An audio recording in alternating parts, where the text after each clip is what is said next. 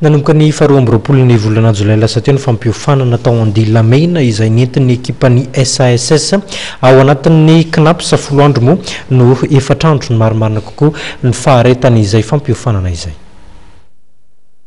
Nahatratra roapolo amby zato ireo mpiasa sy mpampiasa no fan'ny KNAPS teto Andilamena ka 710 ny délégué syndical sy ben'ny tanàna mbola mampiasa ECD ary 420 kosa ny solotena ny mampiasa avy amin'ny sehatra tsy miankina.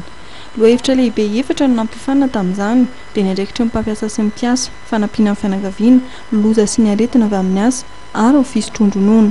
Ao anatin'ny mission KNAPS ny fanaparitana an'izany code de prévoyance sociale izany hitatsika izany tamin'ny famelabelarana na tamin'ny ben'ny tanàna nandritry ny 2 andro zany na taminareo correspondant d'entreprise nandritry ny 4 andro fa ao anatin'ny mission KNAPS izany vulgarisation izany. Tanjona nandritra ity fifanana ity ny fampahafantarana ny mpiasa sy ny zony ny fampalalana ny mpampiasa ny adidiny.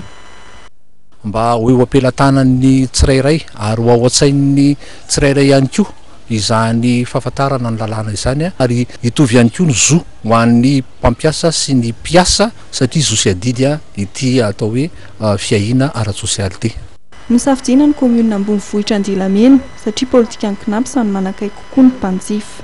Tsy natao ambanjavatra ny aty Andilamena fa nampitovizina lenta amin'ny toerana rehetra izay nandehanana na dia eo aza ny fahasarotan'ny lalana satria zo fototry ny olona amin'ny sehatry ny asa zany resaka fiahina ara-tsosialy izany ary mitondra antsika makany amin'ny atao hoe travail décent na hoe asa mendrika. Nahitana voka-tsoa fampiofana izay nitanterahany KNAPS taty Andilamena ho ny solotenan'ireo mpiofana tsy ho ampy izy ireo ny efatrandro satria maro ireo fanontaniana ilaina valiny na dia izany aza nefa dia maro ireo fahalalana azo nandritra ity fiofanana ity. Ny farana ny zoma 520 jolay lasa teo ny fiofanana.